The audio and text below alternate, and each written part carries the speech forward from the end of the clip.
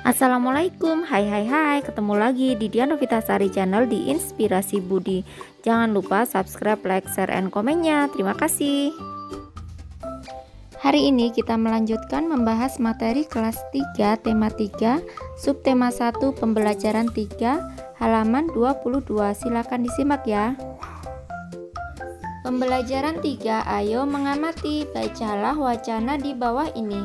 Kertas di sekitar kita. Ini ada gambar buku, layang-layang, perahu kertas, dan pesawat kertas. Benda-benda tersebut terbuat dari kertas. Banyak benda yang terbuat dari kertas, seperti buku tulis yang biasa digunakan. Contoh lain, tisu, kardus, dan koran juga terbuat dari kertas. Kayu adalah bahan dasar untuk membuat kertas. Pembuatan kertas dilakukan secara bertahap di pabrik. Kayu-kayu besar dipotong hingga sebesar korek api. Setelah itu, kayu dipanaskan hingga menjadi bahan lunak seperti bubur. Bubur inilah yang disebut bubur kertas atau pulp. Lanjut halaman 23. Proses selanjutnya, pulp diberi pewarna dan disaring hingga kandungan airnya habis. Pulp yang sudah kering meninggalkan ampas berupa serat selulosa yang saling terkait. Kemudian serat selulosa ini digiling hingga pipih menjadi seukuran kertas yang diinginkan. Cobalah kamu menulis di atas kaca. Apakah hasil tulisanmu di atas kaca seperti di kertas? Kertas memiliki sifat dapat menyerap air. Kertas dapat menyerap tinta pulpen dengan baik. Dengan demikian, semua yang kamu tulis di kertas dapat dibaca dengan jelas.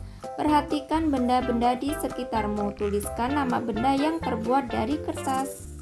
Alternatif jawabannya adalah ada koran, buku, pesawat kertas, terompet, amplop, sampul buku coklat, sampul kado, hiasan dari bubur kertas, dan lainnya. Lanjut halaman 24. Ayo berdiskusi. Sebuah fakta menunjukkan kalau kita menghemat 1 ton kertas, berarti kita telah menghemat 13 batang pohon besar. Fakta yang luar biasa. Apa yang bisa kita lakukan untuk menghemat kertas? Udin dan teman-temannya berpendapat tentang menghemat kertas. Bacalah pendapat berikut. Setiap tahun ajaran baru, aku meminta ibu membeli buku tulis baru. Sekarang aku akan menggunakan buku lama yang halamannya belum terpakai. Jika ingin terlihat seperti baru, ganti saja sampulnya. Kalau aku akan memanfaatkan kertas yang masih dapat digunakan, misalnya menggunakan kertas di 2 sisinya. Dengan demikian tidak menghabiskan kertas banyak, kata Siti. Lanjut halaman 25. Saya sendiri tidak dapat menghemat kertas sebanyak 1 ton.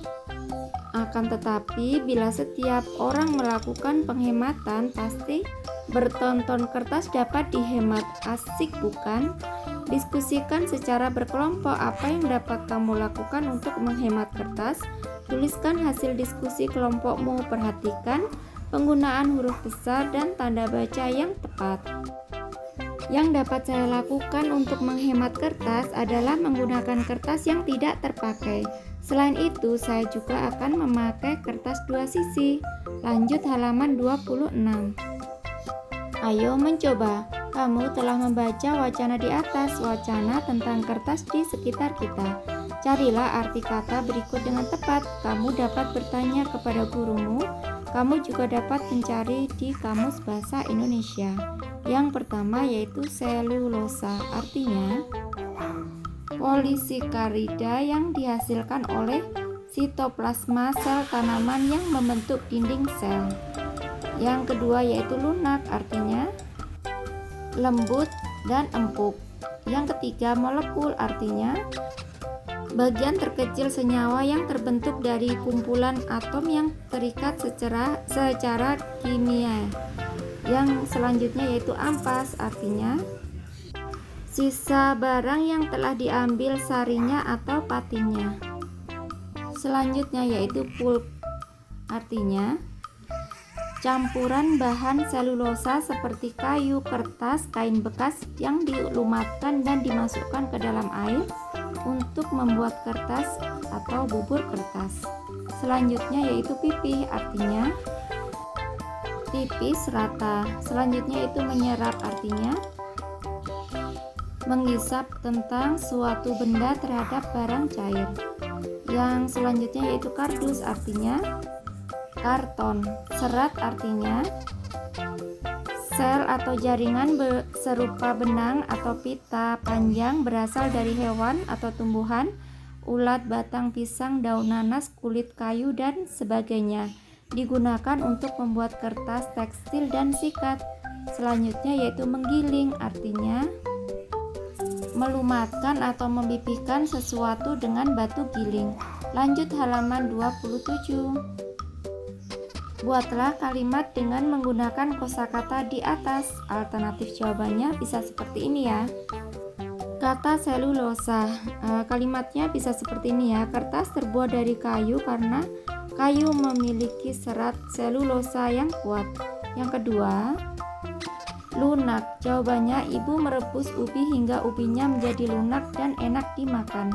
Yang ketiga yaitu molekul.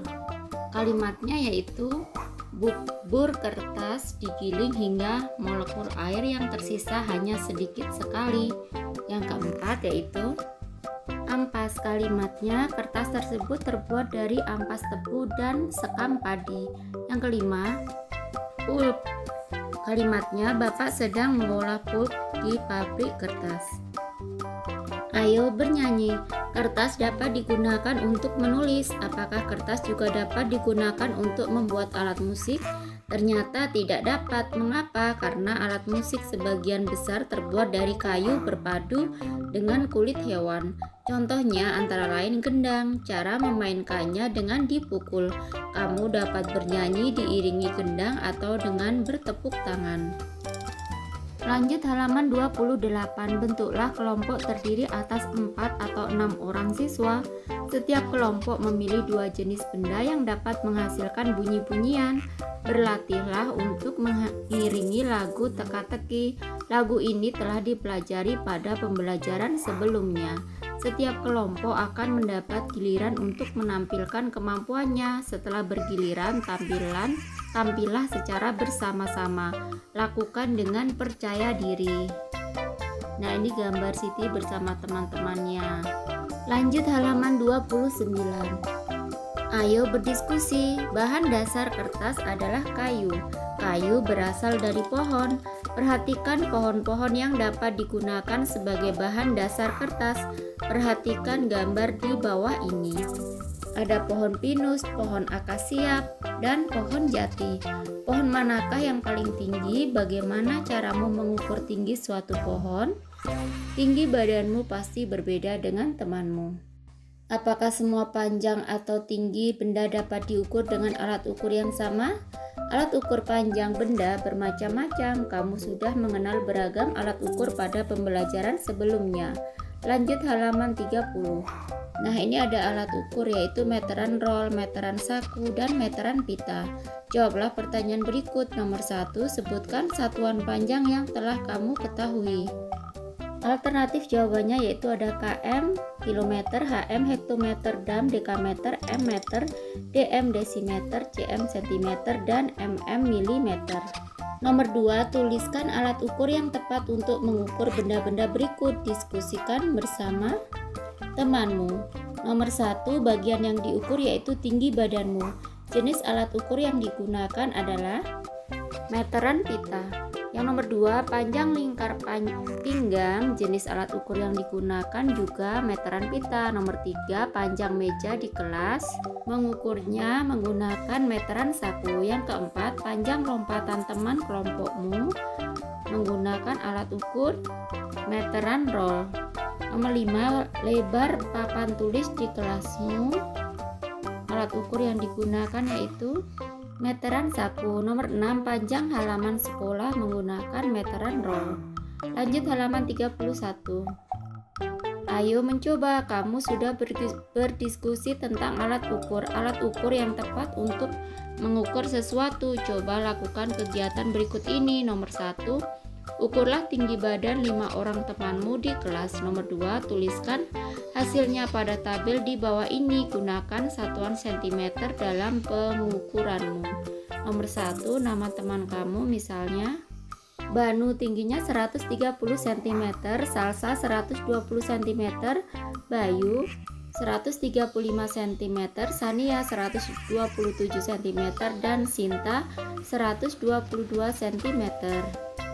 Nomor 3, urutkanlah hasil pengukuranmu, mulailah dari yang terpendek hingga yang tertinggi. Jawabannya adalah Salsa 120 cm, Sinta 122 cm, Sania 127 cm, Banu 130 cm, dan Bayu 135 cm. Bawahnya kegiatan bersama orang tua. Orang tua bersama siswa melakukan gerakan hemat kertas di rumah. Caranya menggunakan kertas di kedua sisinya pada saat menulis. Selain itu menggunakan tisu seperlunya. Hal ini perlu bimbingan orang tua. Nah, kiranya cukup sekian dulu video pembelajaran kali ini. Sampai ketemu di video pembelajaran berikutnya. Semoga bermanfaat. Wassalamualaikum warahmatullahi wabarakatuh.